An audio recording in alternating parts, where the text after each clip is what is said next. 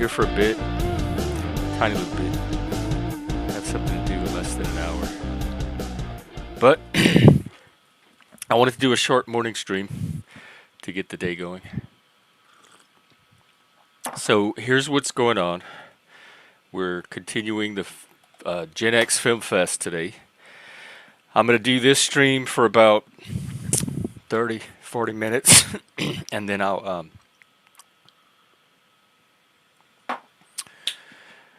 I'm going to go do my thing, and then after that,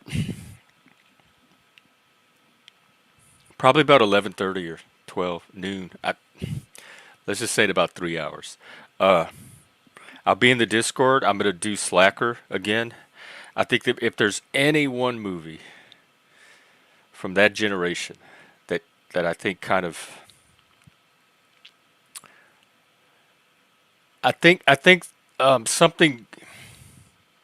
something changes with Slacker, or something new comes in with Slacker, because all of the movies before Slacker and Pump Up the Volume, I think those two movies you start to see the change that marks it as Gen X. And it's also the one I think that's most relevant to the Panelverse. So if you have any interest in this YouTube world that we're all creating together, watching Slacker was almost a spiritual experience for me. It was made almost 35 years ago.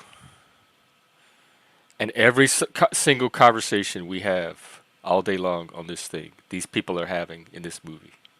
Conspiracy theories, there's feminists, woke people,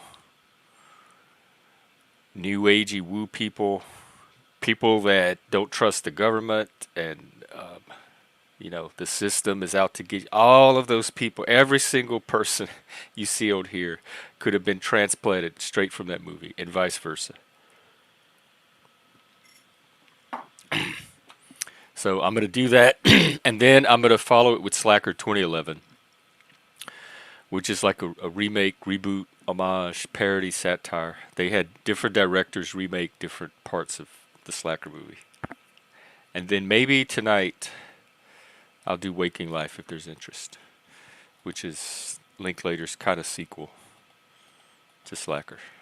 It's kind of like a combination Scanner Darkly and Slacker. I do have a tweet. I have one tweet that I saved. Let's see.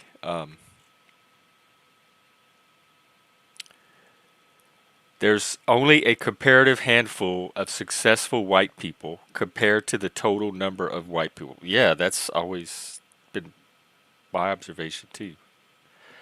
Most are, in fact, poor or lower middle class. Using government to correct systemic injustice that doesn't exist and uses skin color as the only criteria means the government considers an upper middle class black family from Hawaii more oppressed than a bunch of white Appalachian hillbillies who got electricity a few decades ago. That's how equity works. Yeah, that's the same with my people. We were coming out of poverty, like generations and generations of poverty. And just when we start to like get middle class or upwardly mobile, we get hit with the white thing, like we're white oppressors. That's what they do. You're oppressed until you cross a certain line, and then you become the oppressor. It happened with Jewish people. It happened with the gays. It happened with my own people. It's such a binary way of looking at and thus relating to people. Like to me, it very much limits the way you would be able to relate to people. If the most important thing about them is what class they belong in, like whether they're an oppressor or oppressor, this abstract generic class, they're not actually doing anything. They just belong to a group that you've classified them in, and that determines how you relate to them. It's regressive. It's not progressive. That's a very childish way of thinking. And you learn to get more nuanced and complex as you mature. All right. And this is open panel, so feel free to hop up. I can only keep it going like another half an hour or so. I'm looking through my AI conversations. I started talking to it about third wave feminism, which also cropped up during Gen X, also about the 90s. Because some of the movies I've been watching, you can see the absence of it. I consider third wave feminism a hate group against men. I consider it a hate group. And the other thing that happened at the same time was the queer movement as opposed to the gay movement, another hate group against straight people. And well, I guess the trans thing came a little later, but second wave feminism I have no problem with, but that's kind of a feminism of the past anyway. That's the feminism I grew up with. It wasn't terribly intrusive on my life. It didn't breed a bunch of Karens. In fact, my first encounter with the Karens was that PMRC that tried to sticker our music, and then you had to show your ID to buy a cassette tape or get your parents to come and buy your music for you. Those were the Karens of my day. It was late 80s. And they were from the left. They were from the Democrat Party, were the ones doing it. My own people. At the time, I didn't have a party, but they ended up becoming mostly the party of the gays because they were trying to help us with our goal to get marriage, our marriage equality. So I've been asking it about this third wave feminism. All of these movements, third wave feminism, stuff like that, is when there's no actual like material progress to be made, and but they still have to keep the movement and the ideology going. So they direct it at like the most trivial, inconsequential things they could find to still have some kind of life around this. Um, let's see, what is third wave feminism fighting for? It's a diverse movement that fights for a wide range of issues related to gender equality and women's empowerment. Well, they won because women have never been more empowered in their life, in my life. And it started with Generation X, this modern form of empowerment. In fact, within the Gen X community, the music community, we had the Riot Girls from up here in Washington, Bikini Kill, Kathleen Hanna. They would do zines. I know Kim Gordon from Sonic Youth was involved with them. And Sonic Youth was like my band. That was the band that I idolized is not even the right word. Like I can't imagine my world without Sonic Youth. It they made me partly made me who I am today, and she was all involved in that. So it was in my world. I just didn't know what it was. Um, some of the key areas of focus include intersectionality. And this is where they lost the war, because when they started intersecting with the trans, they got bumped. Like the male female binary got bumped for the gender binary. And then so it wasn't like the feminists against the men anymore. It was the cis people against the trans. Because gender became too ambiguous at that point to solidify against any useful polarity.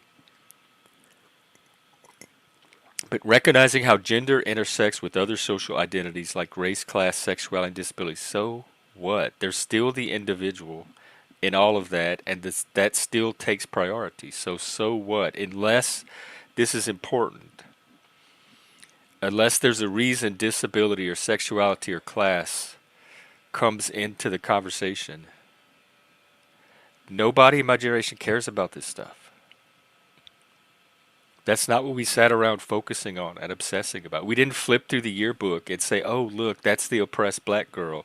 Oh, look, this is the upper middle middle privileged kid. Oh, this is the disabled girl." We didn't think in those terms. It's stupid. Okay, body positivity, of course. There's nothing else really to fight for. So, getting fat people laid, I guess, is a priority of their movement now. Challenging societal pressures on women to conform to unrealistic beauty standards. We all know that that's fat people wanting a piece of the pie, the beauty standards pie, whatever. And there were always people that were into big people. They've already had that. They have that now. They have entire dating sites for chubby chase. There's a girl on Big Brother this year who was an open chubby chase. She identified as a chubby chaser. She only dated big men and dad bods, and she talked all about like what she liked about it. So again, another non-issue that they're trying to build a life and an identity on. Reproductive rights. This I can see some this at least has practical use or value, but they've always been doing this too. They've had contraception, birth control, the abortion debate's been going on my whole life. Economic equality, they have that now, so we could scratch that off the list. They practically run the workplaces, or their sensibilities do. Challenging gender stereotypes, debunking harmful stereotypes and expectations about. So the people that think in groups, the people that classify everybody into these intersectional groups, want to debunk stereotypes. Stop stereotyping. Stop modeling stereotyping. You won't have to debunk it. You're the one perpetuating it. When I'm at my most charitable, I've got to think that these are just really dumb people. These are just really stupid people. These are your D students that somehow got into places where people take them seriously, because I don't understand building your whole ideology on stereotypes at the same time making debunking stereotypes part of your agenda. It does say harmful stereotypes. So maybe good non-harmful stereotypes are useful, but then who gets to determine harm? Let me ask it that.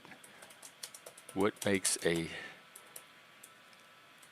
this word harm is the real harm. That's getting so abused. What makes a stereotype harmful? And who determines that?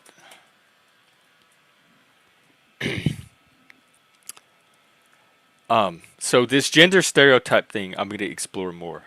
Sexual assault and harassment, yes, I support that. And again, it's been going on forever. There's nothing third wave about it.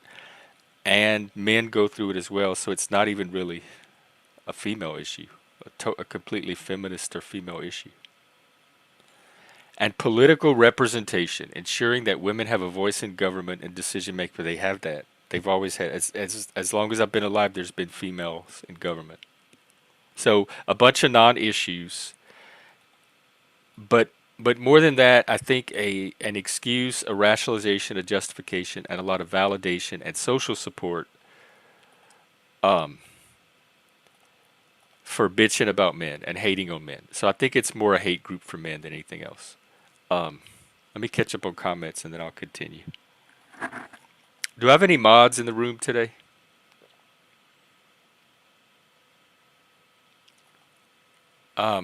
Ricardo, is that really you? I can't I can't tell with all the trolls today. But yeah, good to see you. What does that mean? What is the that's what I'm saying. There is no problem. People being fat is not a problem for the rest of society. That's people can do shit about that. Agency.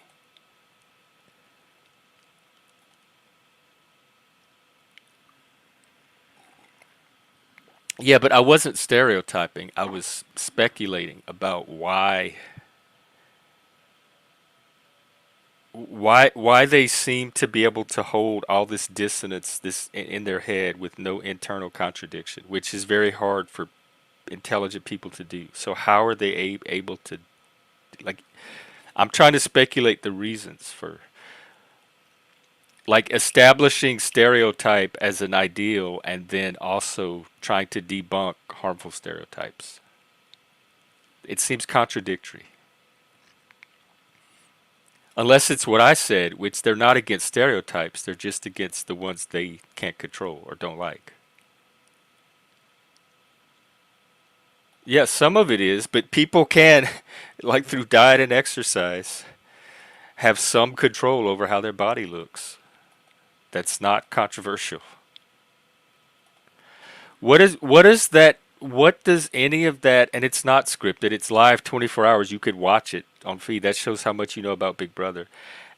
What does that have to do with anything we're talking about? The reason Big Brother came up was about the Chubby Chaser girl, not about how reality TV show is. I don't. I'm not even connecting your dots. The same with me. I don't know about what.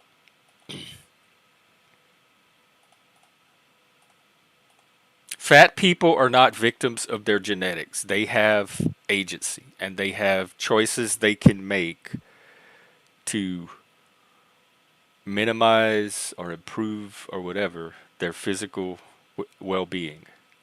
This is known. They're not helpless. Yes, I say I've had this same conversation about addiction too. There's agency involved in addiction. Not everybody that goes to the doctor walks out addicted. All right, let me see about this stereotype business. A harmful stereotype is a generalized belief about a group of people. Okay, first, generalized belief is throwing me right there because everyone's going to have a different belief about people, like a random person. So I guess what is a generalized belief? Let's start there. This is going to get way more complicated than I thought.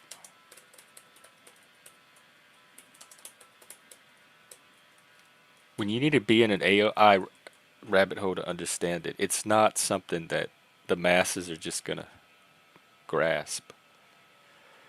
A generalized belief is a broad statement or assumption about a group of people or things that is based on limited information or observation. That sounds exactly like what the woke are perpetuating. In fact, I talk about in 2020, I got from one of my mental health organizations, that one of our peer organizations, it was funded through the state by some advocacy group that I couldn't find any information on, but it was a guide on how to work with different populations. And I'm not kidding. It said stuff like, if you have black clients, this is what you need to know, and this is the approach you need to take. If you have Hispanic clients, this is what you need to know. This, if you have gay and lesbian clients. So it classified the clients into these groups, and then it had these generalized statements that it would make about them. So they are the ones doing this. I could show you the evidence of it. I'm going to find that thing. Here's some examples. All blondes are dumb. Men are naturally better at math than women. People from rural areas are less educated than people from urban areas. Okay, these were called stereotypes. They taught us this in like first or second grade, not to do this, and everybody learned it in like a week, and then we didn't do it anymore. How hard, if poor children from rural Louisiana can learn this stuff in early primary school, why are modern adults struggling with? Why do we need a whole DEI bureaucracy to teach it to adults? I can teach. I learned it. I can teach it. Come hire me. I'll give you a YouTube rate.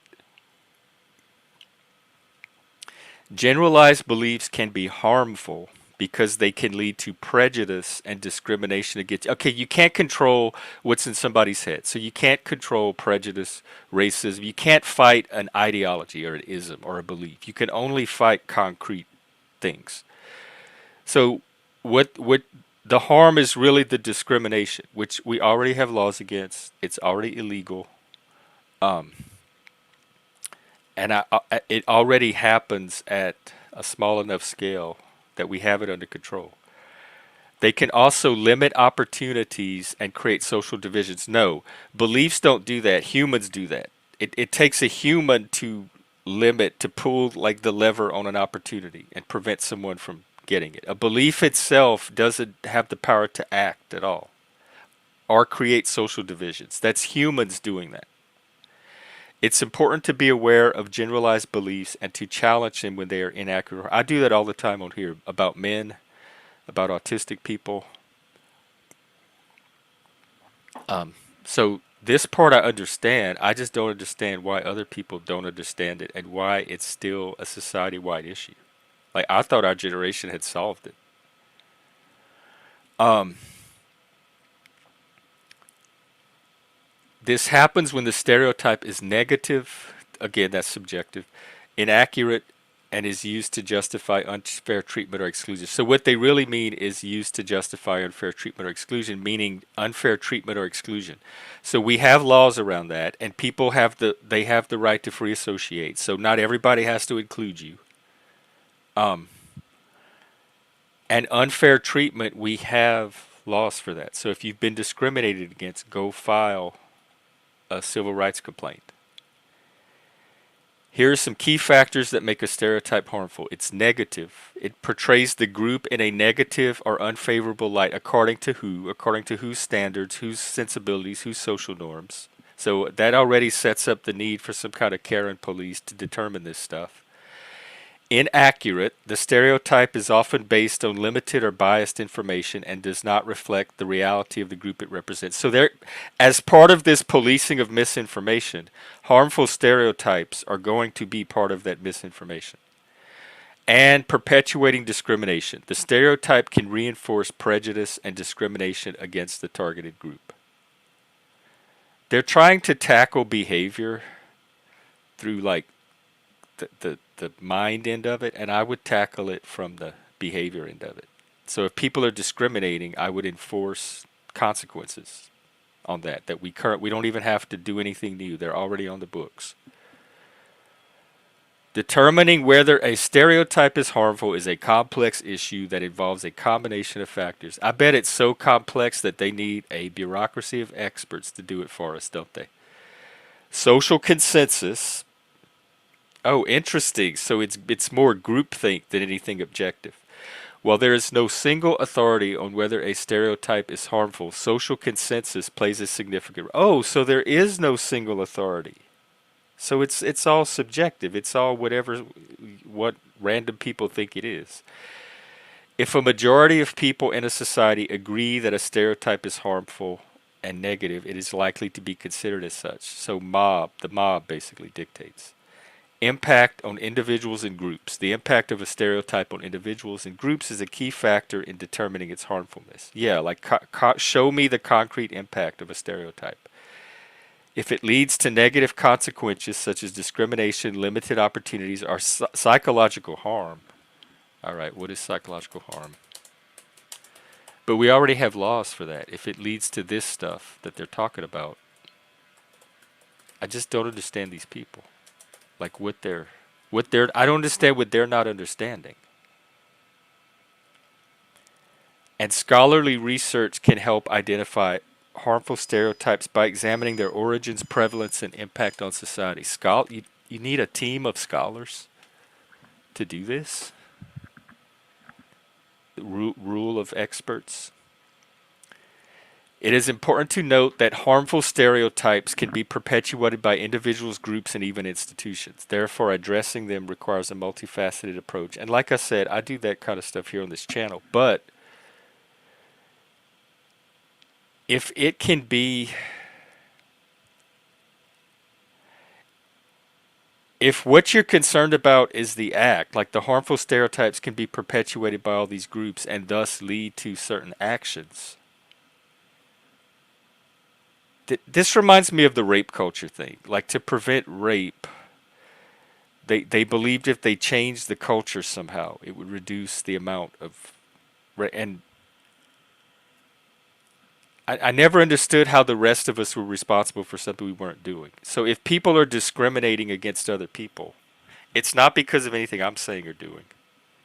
It's because they're making the choice to take an action to discriminate. So don't try to like offload that onto the rest of us, I guess is my issue with it. Psychological harm, emotional distress, feelings of sadness, anxiety, fear, or guilt. So basically somebody hurt your feelings. I have no pity for people like that. Cognitive difficulties, trouble concentrating, remembering things. I can actually cause someone to stop concentrating or remembering or make decisions. I can zap out their agency and their memory by just perpetuating a harmful stereotype. wow, I didn't realize these things were so powerful, or people were this fragile. This is like emotional cripples. They don't even need to be outside of their house. Changes in eating habits, sleep patterns are wow. I can actually control what somebody eats and they're sleeping by the beliefs that I have about them. Unbelievable. And oh, it gets worse. Physical symptoms, headaches, stomach problems, or fatigue. Your beliefs about other people, of groups of people, can actually physically cause them headache and stomach problems or make them tired. Wow. Psychological harm can be caused by a variety of factors. So this sounds like snowflakery. So when you hear psychological harm, that's kind of a code word to me for snowflake. I'm a snowflake. I need a padded environment before I could even exist. Traumatic events, um, chronic stress, mental health conditions, social isolation, discrimination, or prejudice. These are all the factors that can cause psychological harm. So they also threw in stereotypes. So when I look at this, traumatic events, chronic stress, mental health conditions, social isolation, and stereotypes, which one doesn't really like seem the same level of severity and all this other stuff? So they're trying to tie beliefs and speech to this kind of stuff and say it could have the equivalent effect of all of this stuff. And look at the effect, how they eat, how they sleep, that with physically, their physical symptoms, headaches, everything, their cognition. Stereotypes can have the same effect on that trauma, stress, and actual mental health conditions have. I can't take anymore. It's a good thing I have to end soon. I can't. Uh oh, Ricardo. Oh, never mind. I thought I banned you. Um, I don't think these woke rabbit holes are good for my mental health. That is a stereotype because I am not one of those people, and it sets unfair expectations of me that I cannot meet. You cannot take me to a party and all your friends are going to love me and I'm going to be the life of the party. It may even cost you socially. If all my friends always had to weigh whether I'm worth it's risk management. Is Jeff worth the risk socially of having him at this party? And they would come to me and try to get me to do things like help them pick out clothes and tell them if their hair looks good and decorate stuff. I can't do any of that. Plan parties. I could maybe plan a party. Um, I don't think anybody can be shamed without their participation. And do mental health issues? Um, I think if people are going to shame someone over their physical health issues and or their mental health issues, those are not good people to begin with. Like those are not people. Hopefully, those are not like the majority of the people in your life.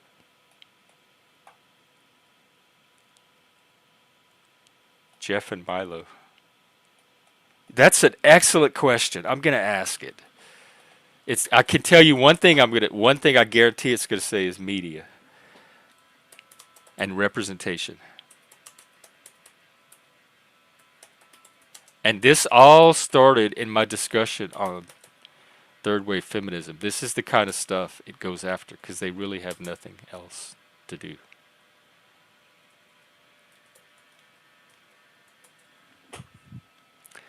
In a variety of ways, including media representation. Survey says, number one answer.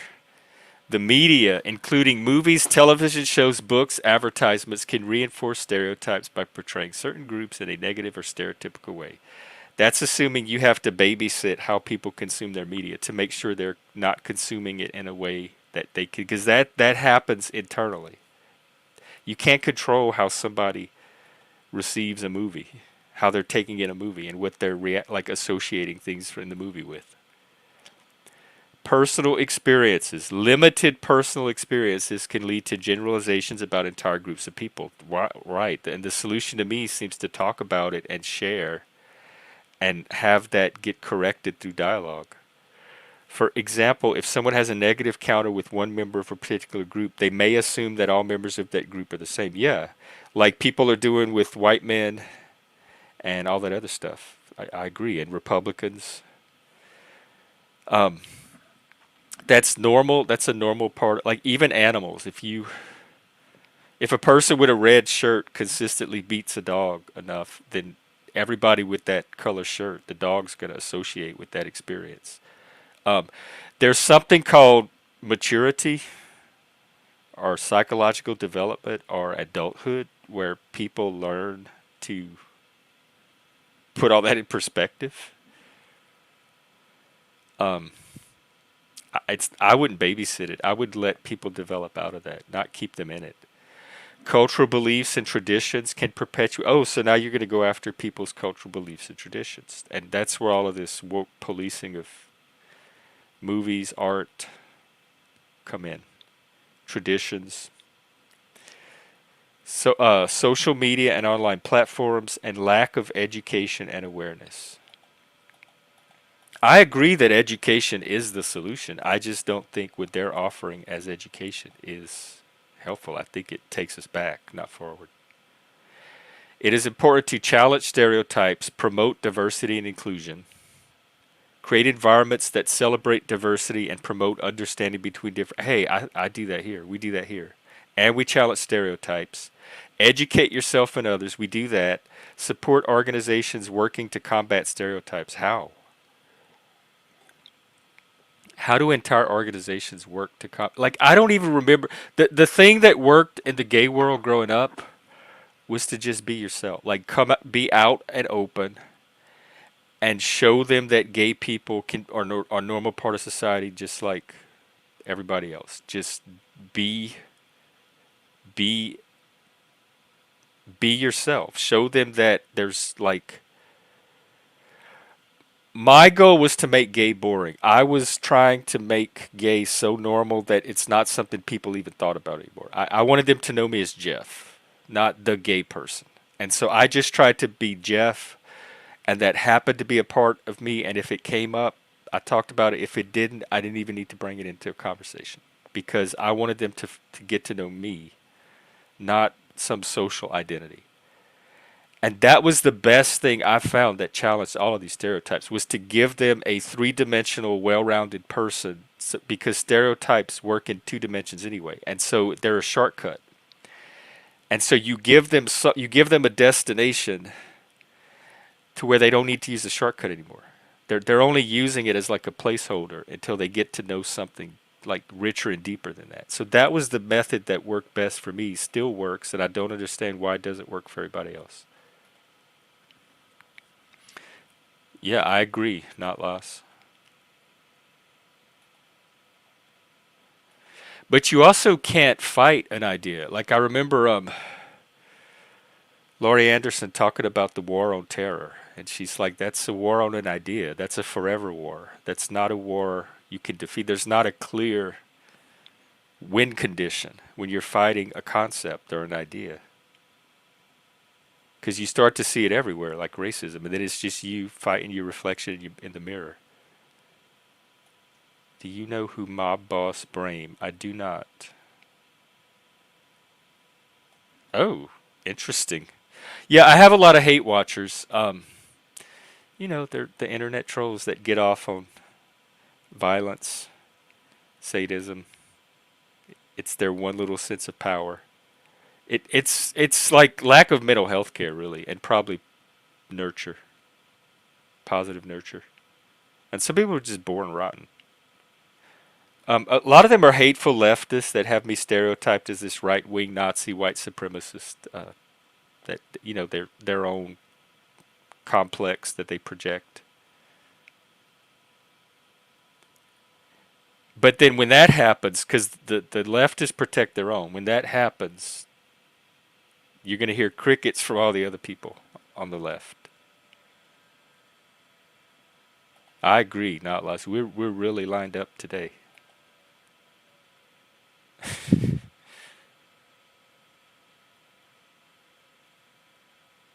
That's right.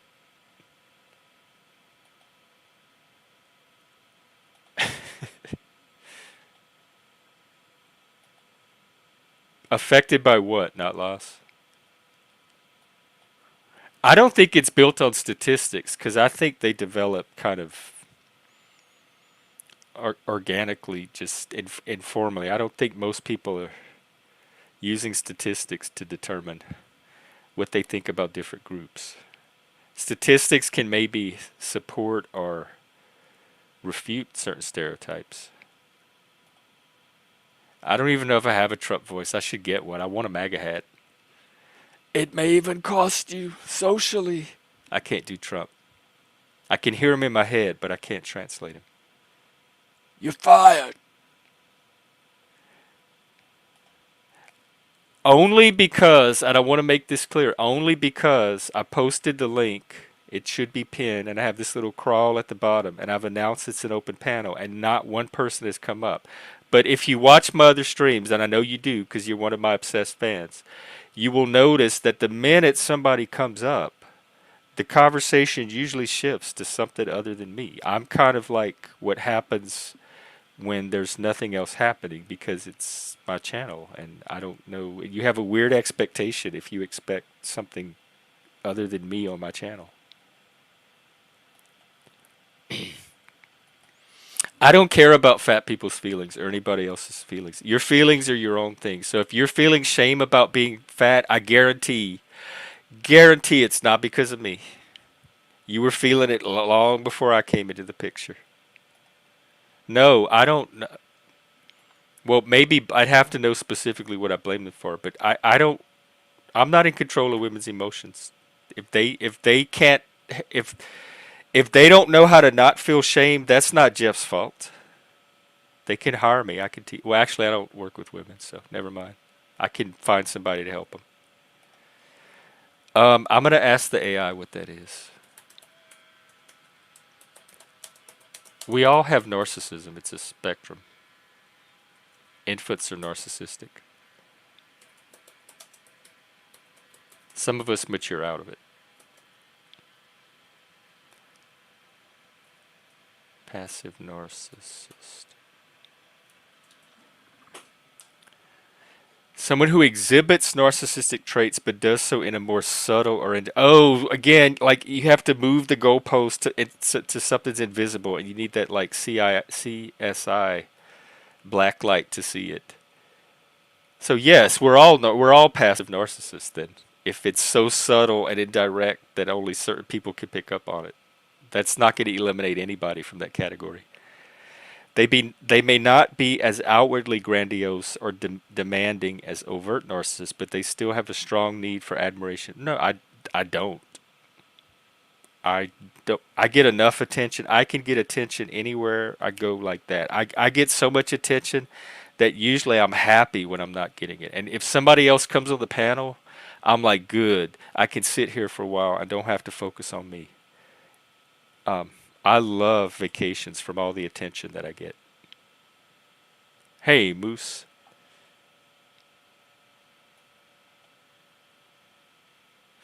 I don't care if people pay me to talk. That's more for them. If that's their therapy, I'm a mental health professional. I do that for a fee, for a living. That's how I make my living. So if they want to come here and get that kind of drama therapy or whatever they get out of the drama, I'm willing to provide that as a service. But they don't have to pay. They have the option to not use that service. So again, I'm correcting misinformation and challenging a harmful stereotype here.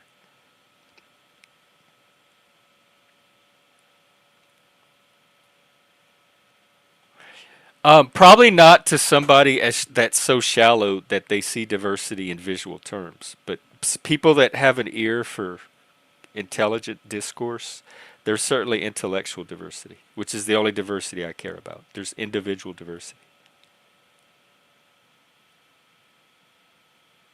Right. In fact, I'm part of an entire network, and I'll drop it in the chat. Um, if your therapy's being politicized or you're having trouble finding therapists that get you because they've all gone woke, Critical Therapy Antidote, I've been working with them for since they formed during 2020.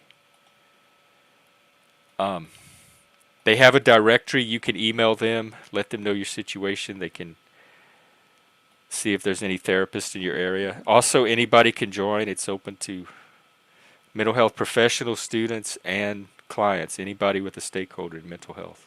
It's a great organization. Could tell what? Transsexual.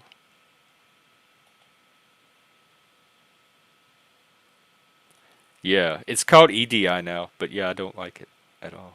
I think it makes people dumb and savage. It weaponizes their most primitive instincts. No, I don't want to. Yeah, if I could like, I dream a genie and just make it all disappear instantly, I would do that. But because I live in a liberal democracy, I'm going to fight bad ideas with better ideas because mine are superior. And if you don't believe me, I've said before I'm willing to take this challenge. Give me a DEI classroom and put me next to one of theirs. We'll do the Coke and Pepsi taste test, and we'll see which class comes out more with meeting whatever diversity goals you're trying to meet. Or send them to this stream because we do diversity inclusion here. We do challenging everything I just read off that list. We do all of that on this stream, and I think we do it better than any of these DEI scolds. Hey, Hebrew. I'm not sure what this is connected to or this.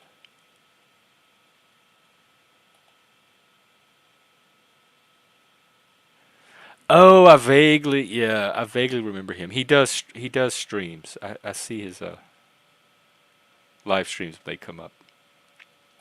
Yeah, there are stereotypes about Satanists. And you know how I challenge it? I don't challenge it by getting up in people's face and saying, that's a harmful stereotype, you evil person. I challenge it by being the kind of Satanist I am so that when they meet me, they can say, oh, I thought Satanists were this, but then Jeff is here being this. I might have to rethink and challenge my own stereotype. That's how I do it. I don't even have to know what their stereotypes are. I just have to be my kind of gay or my kind of Satan and keep doing my thing, and that stereotype's going to get challenged all on its own as their cognitive dissonance resolves itself.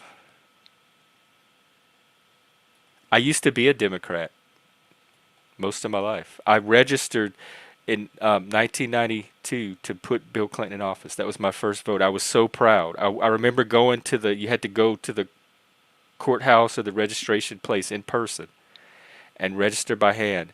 And I drove my little car there and I got out and I stood in line and I signed the card and I felt so proud. I'm like, I am now a voter and I am going to help Bill Clinton get elected. And I was just, that was kind of a rite of passage for me. That was like one more little step to adulthood. And it was so meaningful and powerful of a moment. And I was die hard until 2020.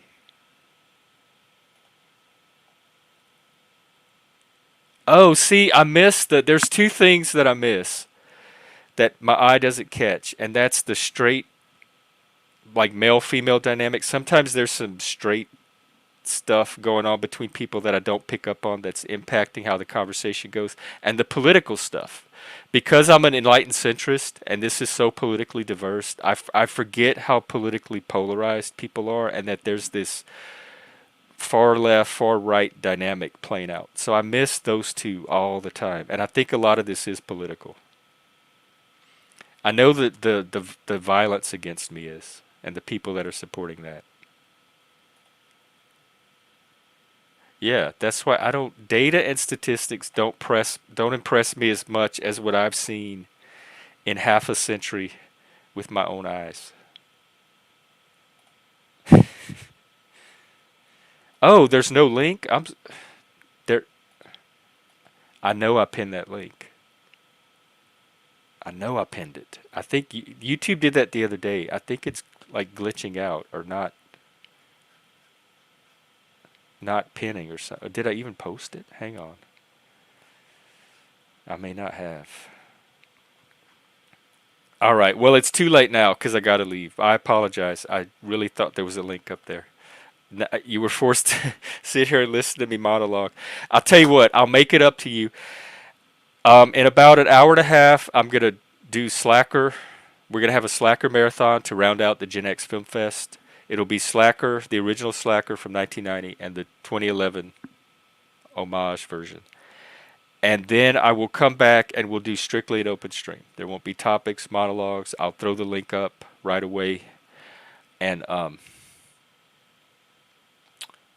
we can get a panel going. Yeah, I think either way we're gonna have some chaos and some rough waters. It's just which kind of chaos and rough waters do we want? Do we want the rapids on this side or the rapids on this side? And I'm going by who I want to be in the boat with. And I'd rather be in the boat with a bunch of Trump supporters than a bunch of Kamala supporters. I just like them. I get along with them better, and they seem to get me better. They're not as uptight about me. Oh wow, not lost. I want to say one quick little thing about not lost. We probably could not be more politically opposite.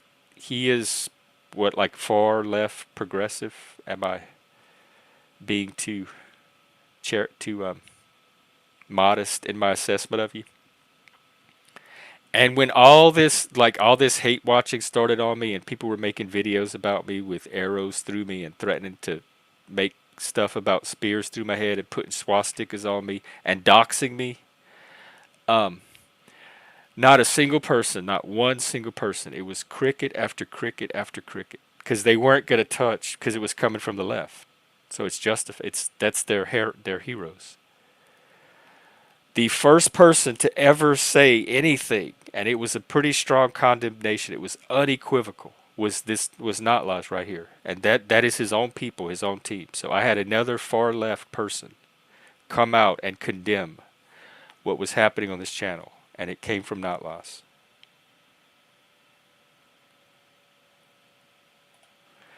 Yes, indeed, we do.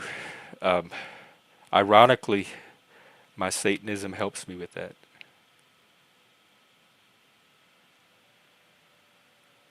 Well, that's how I would describe them. You might have different criteria for what counts as obsessed fans, but they tick all the boxes in my version of it. Yeah, it does. It could it could fuck all of us up with the flick of a switch. I'm a peer counselor. I do individual sessions. I can do group facilitation. I also do consulting, community building. I have here. I'll drop my website. It explains all about it. And tell your friends. I have plenty of spots for clients. I even give a YouTube rate, so, and a free consultation. You can contact me through the website, set up a discovery session or whatever they call it, and then mention your YouTube name, and when we talk, we'll negotiate a YouTube rate. What you, Joe? You are. They just, a lot of them don't come around anymore. But there were a lot of little white nerds like you before the egghead brigade. Those are my people too. Like, that's that school I went to.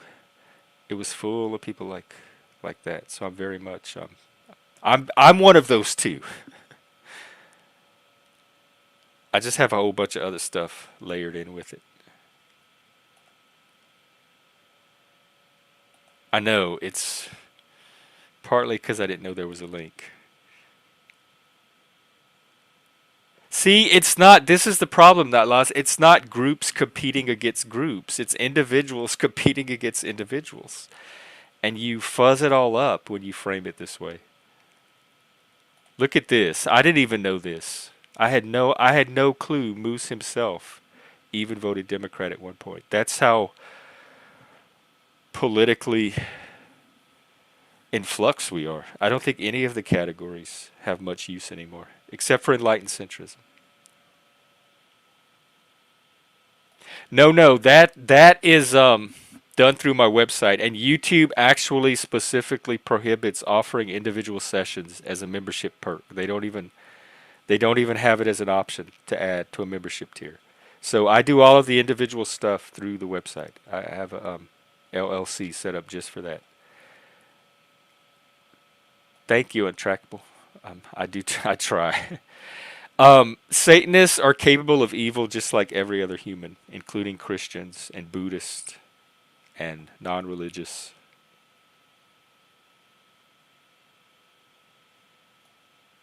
Yeah, and that's women's rights. I support that because that is you using the political process. And as long as people keep believing in the system and using it, then it's going to keep working. You're not going to get everything you want all the time, but we're going to have our democracy intact.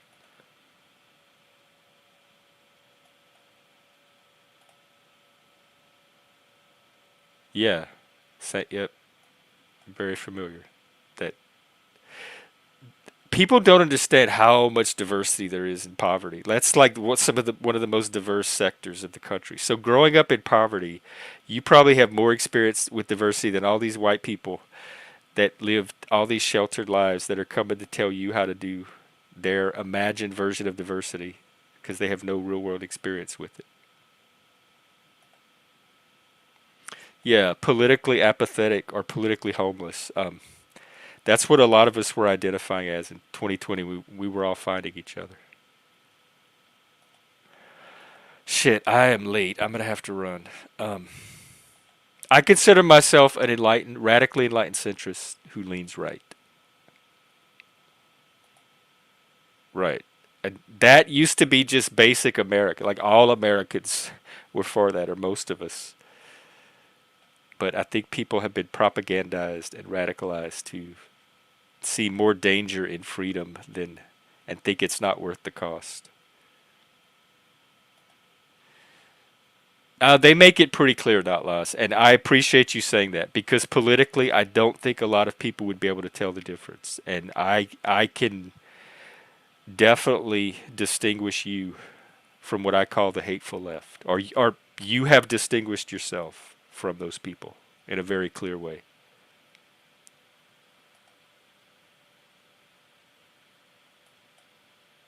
Yes, same here, same here. We fight and we disagree, but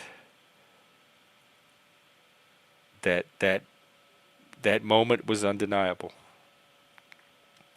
Yeah, you can get a free. Just hit me up on the website. I'll, we could talk for free and figure out your situation. The first thing I do is see if I'm even the person that's able to help, because I may not be the best person for your situation, or I may know somebody better that I can refer you to. So I don't want to just take people's money if I'm not going to be able to do anything for them. And there's another one coming, Milton, which ironically, the author of Paradise Lost, Satan. The 100 is for drama court, which is therapy for some people apparently. Oh, it's the Masons. All the black people are competing with the Masons that are currently have all the jobs. Now the light bulb goes off. Okay. Um, our country, I like I think it functions.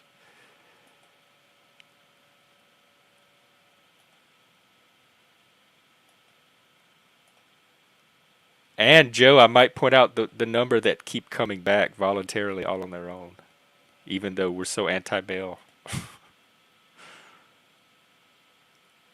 That's people see what they want to see. Anyway, I got to run. I'll Slacker in the Discord in a few hours, and then a big open panel stream after that. Thanks a lot, everybody. Love each and every other one of you, and I will see you later. Keep raising hell, or going to hell, or wherever you do. Just don't be obnoxious. Be cool. All right.